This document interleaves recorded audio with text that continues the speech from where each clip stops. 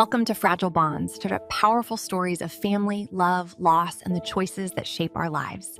Now let's begin today's story. My name is Jessica. I'm a lawyer raising 2 children. 2 weeks ago, my son Ethan was born. His tiny hands, soft cheeks, and the peaceful smile he shows from time to time, when I first held him to my chest, it felt like all the happiness in the world was right there in my arms. My 5-year-old daughter Lily was thrilled about her brother's birth. When she first saw Ethan at the hospital, her eyes sparkled with wonder and excitement. She gently held his little fingers and beamed at me with the biggest smile. In that moment, my heart as a mother felt complete. But reality wasn't so sweet. My maternity leave was short, and I'd already started working from home again. I'd stare at my computer screen while keeping an ear out for the sleeping baby beside me. The moment I heard him cry, I'd rush over. During one video conference with a client, Ethan started crying. I frantically hit mute and typed out an apology in the chat. My husband David works for an IT company. Recently, he was assigned to an overseas project and is away from home half the week. When we talk on the phone, his voice sounds tired. I'm just as exhausted, but I don't have the luxury of saying so. We tell each other, "I'm fine," and hang up. My mother-in-law Margaret was genuinely happy about her grandson's birth. She visits frequently and offers to help. She cooks in the kitchen, folds laundry, and plays with Lily. Her presence is helpful, but sometimes I feel a little suffocated.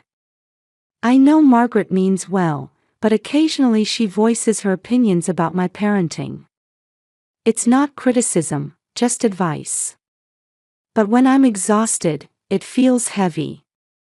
Claire, our babysitter, also comes 3 times a week. She's cheerful and trustworthy. Claire takes care of Ethan carefully and gets along well with Lily. On days when she's here, I can focus on work with a bit more peace of mind. One day, I noticed that Lily didn't want to leave her brother's room.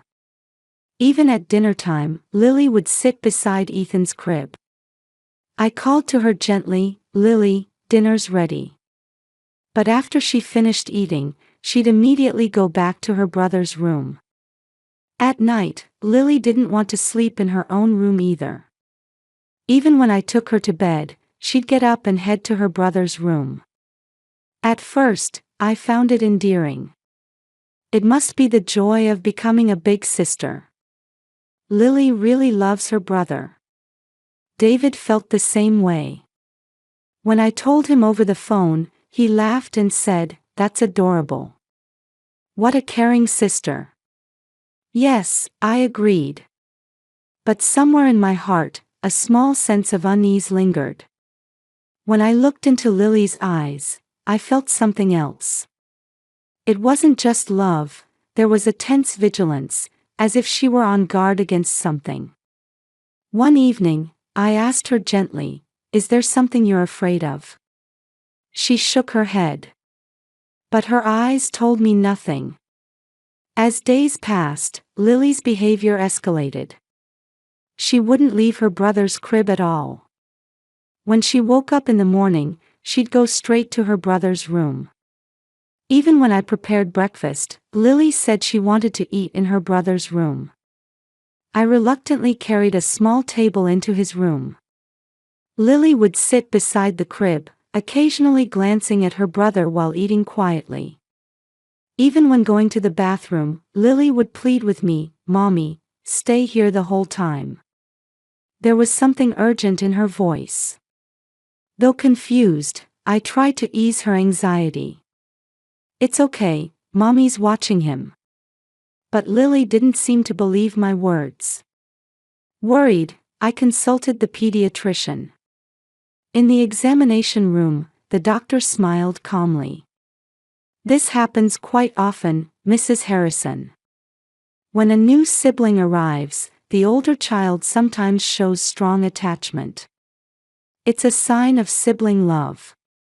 It'll settle down with time. I tried to take comfort in the doctor's words. But somewhere inside, I felt there was more to it. My mother-in-law Margaret dismissed my concerns. One afternoon, while drinking tea in my kitchen, she said, "Jessica, you're being overprotective. Put Lily to sleep in her own room. Children need boundaries.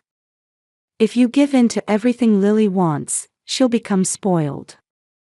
I knew Margaret's words came from good intentions. But they stung. Am I a bad mother? Am I being too permissive with my child's whims? I was beginning to lose confidence. Claire, the babysitter, took it more lightly. While soothing Ethan, she laughed cheerfully. "Kids are like that, Jessica. My mother told me I did the same thing when my brother was born. Lily's such a sweet girl." Claire's words were warm, but they couldn't ease my anxiety. When I consulted my husband David over the phone, he said in a tired voice, "It's just a kid's whim. You're exhausted too. Why don't you get some rest?" His words sounded cold. I felt anger and loneliness. No one was taking me seriously. No one understood this unease. I made time to be alone with my daughter. I sat Lily on the sofa and gently held her on my lap. "Lily, is there something worrying you? Can you tell Mommy?" Lily silently shook her head. Her small body was tense. I changed my question. "Are you worried about your brother?" Lily nodded slightly. My heart began to race. "Why? Why are you worried about your brother?" After a long silence, Lily said in a small voice, "I don't know. But I have to protect him. I have to protect him." Would a 5-year-old use such words? I looked into Lily's eyes. They were filled with fear and determination. "Lily, protect him from what? Is there someone scary?" Lily shook her head again. "I don't know. I just feel like I have to protect him." I hugged my daughter tightly. Her small body was trembling. I didn't know what to do. Should I trust my daughter's intuition? Or was this just a child's whim, as all the adults around me said? One night, I made a decision. I would make Lily sleep in her own room. At 8 o'clock, I took Lily's hand and led her to her room. Lily resisted. "Mommy, no. I need to be with my brother." I spoke gently but firmly. "Mommy will watch your brother. You need to sleep in your own room." Lily cried. Seeing her tears broke my heart. But I stuck to my decision. This was for her own good.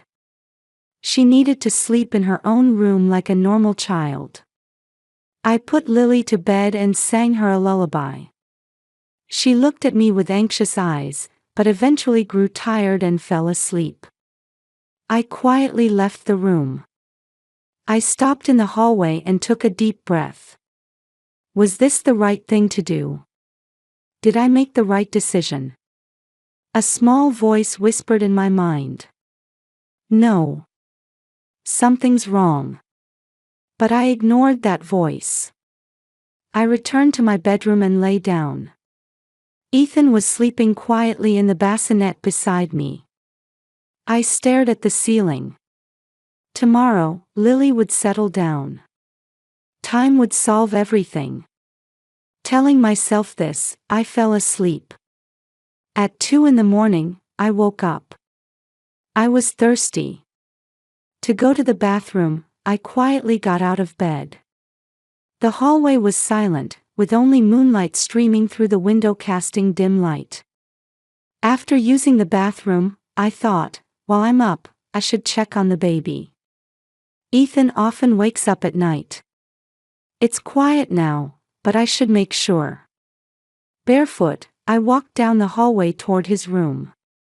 I put my hand on the doorknob and turned it quietly. The door opened slowly. The room was dark, with only the small nightlight beside the crib casting a soft glow. And then I couldn't believe my eyes. Lily was standing beside the crib. My heart nearly stopped. "Lily. Why are you awake?" My voice trembled. Lily slowly turned toward me. In the moonlight, her face looked pale. I entered the room and approached Lily. "I told you to sleep. Why are you here?" I tried to reason with her gently. But Lily remained silent, just staring at me. "Mommy," Lily whispered softly. There was something desperate in her voice. I knelt down to meet my daughter's eyes. "What is it, Lily? What happened?" Lily's eyes were serious and frightened. I placed my hand on my daughter's shoulder. "Lily, tell Mommy. What are you afraid of?" Lily's lips trembled. "I don't know. But something's wrong." I tried to pick up my daughter. But Lily resisted. Her small hands pushed my arms away. "No. I have to stay here." Lily's voice was stronger than I'd ever heard it. I took Lily's hand. It was cold and trembling. "Lily, you're tired. Let's go back to bed." But Lily shook her head. Tears welled up in her eyes. "Mommy, please. I have to be here." Lily's voice was pleading. I looked into my daughter's eyes. There was a deep fear there that no 5-year-old child should carry. Something changed inside me. All the adults around me said Lily's behavior was just a whim. But now, in this darkness, holding my daughter's trembling hand, I was certain. Lily is sensing something. Something is really about to happen. "Okay," I said quietly. "Then Mommy will stay here with you." Lily's eyes widened in surprise. "Mommy too?" "Yes. Let's stay together." I sat down beside Lily. The floor was cold, but I didn't care. We sat side by side next to the crib. Ethan was sleeping peacefully. His small chest rose and fell regularly. Lily leaned against my arm. "Mommy, thank you." Her small voice echoed in the darkness. I stroked my daughter's head. "It's okay. Mommy believes you." We sat quietly. Only the sound of the clock's hands advancing echoed in the room. I looked around the room.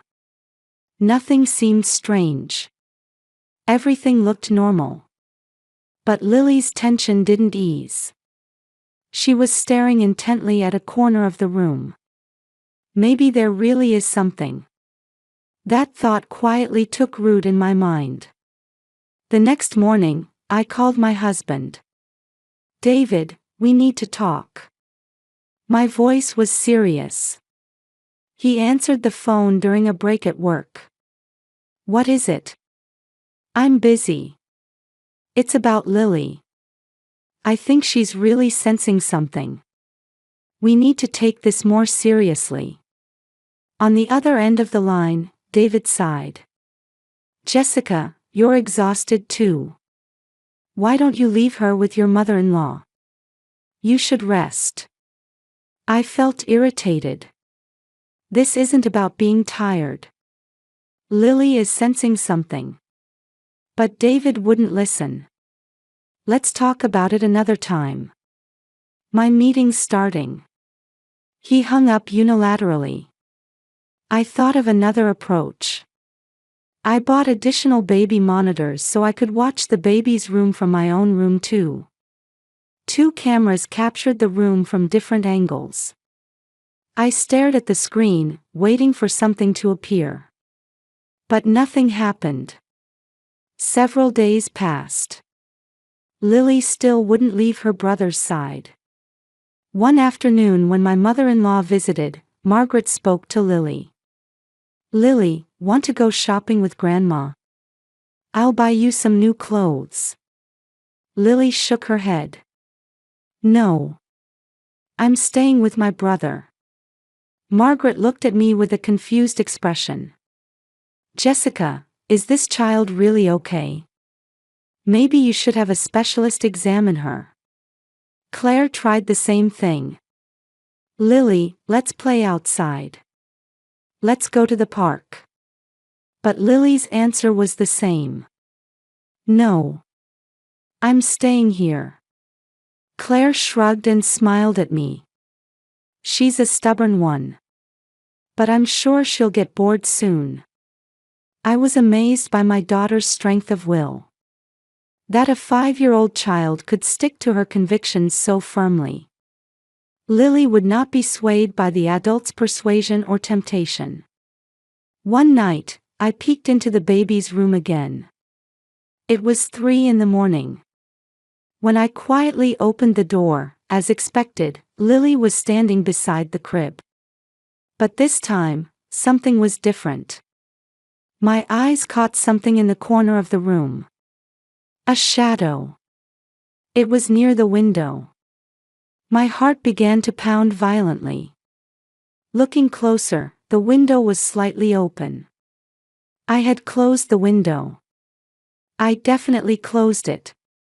So why was it open? The shadow moved. No, that's wrong. It wasn't a shadow. There was something outside the window. Someone was peering in from outside. My body froze. I couldn't breathe. Someone was trying to break in. Someone was targeting my baby. With trembling hands, I took out my smartphone from my pocket. Lily looked at me and nodded slightly. She knew. She had known all along. I dialed 911. My fingers shook and I got it wrong once. I carefully pressed the numbers again. The call connected. "Help. Please help." My voice was shaking. "Someone is trying to break into my house. The address is 23 Willow Lane. Please, hurry." Lily took my hand. Her small hand was still cold. But her grip was strong. "Mommy, I've been feeling like someone was coming from there all along." Lily pointed at the window. "That's why I thought I had to protect my brother." I hugged my daughter. Tears overflowed. "I'm sorry, Lily. Mommy was too slow to believe you. I'm so sorry." 10 minutes later, the police arrived. Red and blue lights illuminated the house's exterior walls, and several lights came on in neighboring windows. I took Lily and Ethan and retreated to the living room. Lily sat on my lap, staring out the window intently. 2 police officers came into the house. An older male officer and a young female officer. The male officer asked gently, "Mrs. Harrison, can you tell us what happened?" I explained in a trembling voice. When I looked into the baby's room in the middle of the night, the window was open, and it looked like someone was outside. I had closed the window. But it was open, and I saw a shadow. The female officer looked at Lily. "Sweetie, that must have been scary. It's okay now. You're safe." Lily nodded slightly, but her expression remained stiff. The officers began searching around the house. I waited in the living room. Looking at the clock, it was 3:30 in the morning. Ethan was sleeping in my arms. To think that this tiny life was being targeted by someone.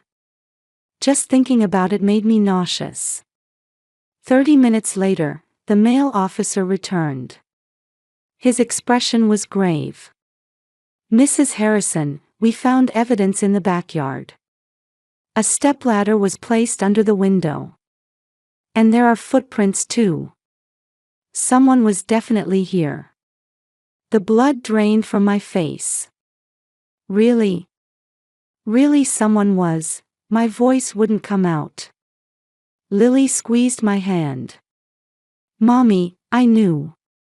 Her small voice echoed in the quiet room. The female officer asked, "Sweetie, how long have you felt this way?" Lily tilted her head thoughtfully. "Since my brother was born. At night, I felt like someone was outside the window. That's why I thought I had to stay with my brother the whole time." The officers exchanged glances. The male officer said, "Do you have recordings from the baby monitor? If so, we'd like to review them." I nodded frantically. "Yes, I have them. I just recently set up additional ones. There are 2 cameras." The officers took my smartphone and began reviewing the recordings. A few minutes later, the female officer gasped. "Look at this." The screen showed footage from the past several days. And in the late-night hours, a human figure appeared outside the window. Just a blurry shadow, but it definitely had the shape of a person. It was staring into the room. My hands shook. "Who is it? Why my baby?" Tears overflowed. Lily was crying quietly in my arms. The police launched a thorough investigation. Fingerprints, footprints, and surveillance camera footage. Everything was collected as evidence. And the following afternoon, I received a call from the police. "Mrs. Harrison, we've identified the suspect. May we come to your house?" An hour later, 2 detectives came to my house. They sat in the living room and looked at me with serious expressions. "Mrs. Harrison, this is very difficult to say. The perpetrator is Claire Summers. Your babysitter." The world stopped. Claire. That Claire. Claire, whom I had trusted. I was confused.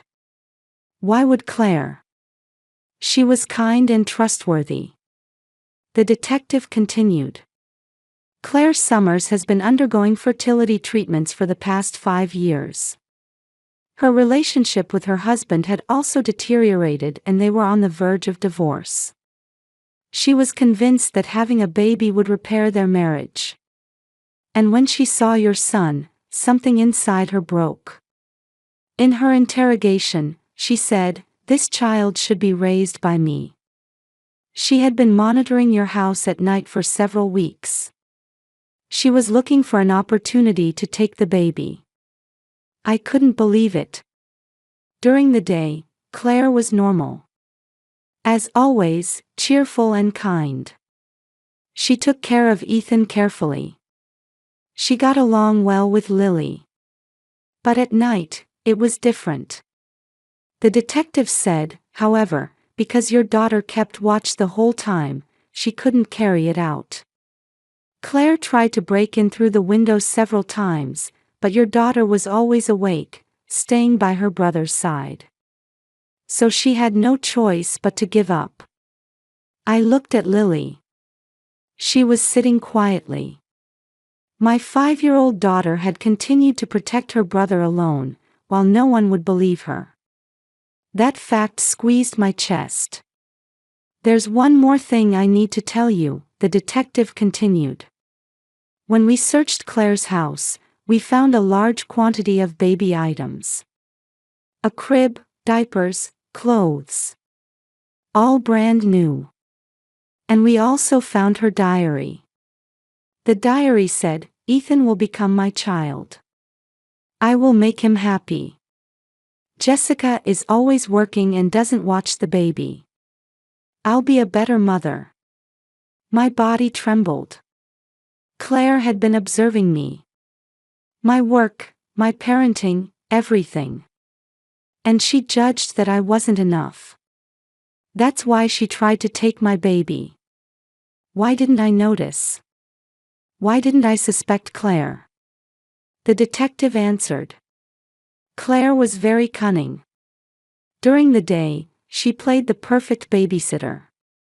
No one suspected her. But only your daughter noticed. What did Lily notice? I asked Lily, Lily, when did you start thinking Claire was strange?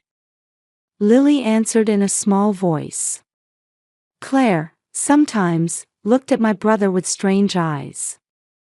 With eyes that wanted him so much. And one day, Claire said, maybe this child would be happier if I raised him.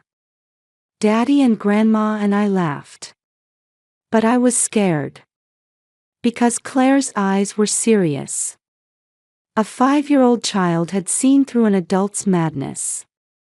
No one would believe her, but Lily trusted her own intuition. And she protected her brother. That night, David came home urgently. He came straight from the airport to the house. When I opened the door, he hugged me and Lily. I'm sorry.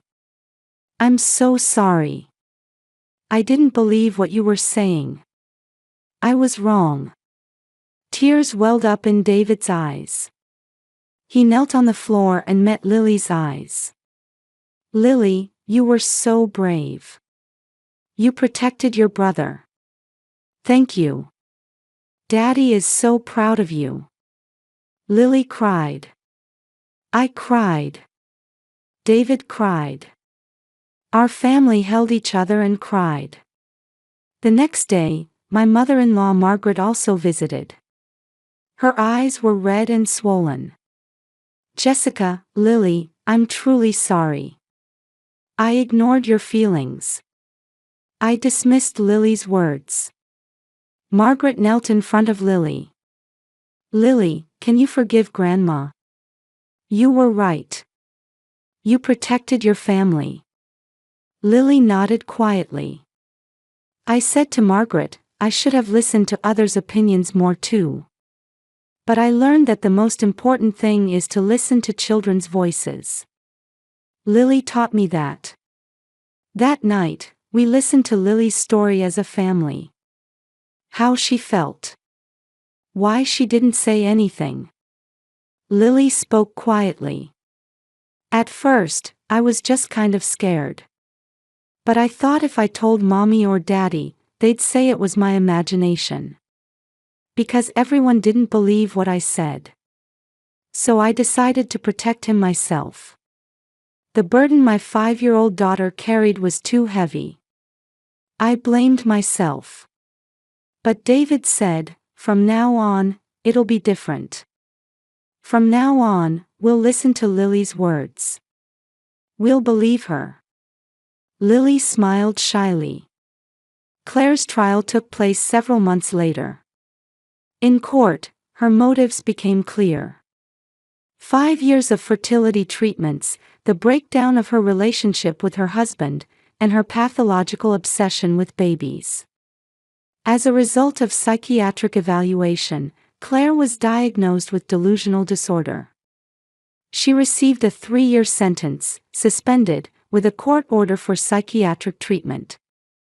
A year passed. My life changed significantly. I adjusted my work pace and made family time my top priority. I asked clients for understanding and achieved a flexible work style.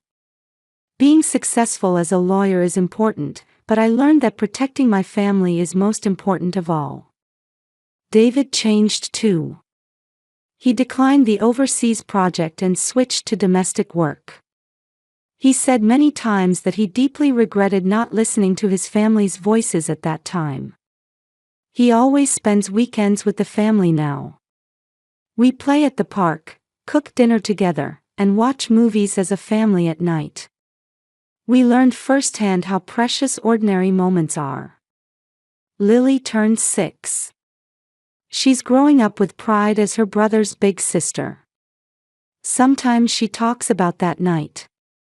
I was scared, but I'm glad I could protect my brother, she says. I hug my daughter.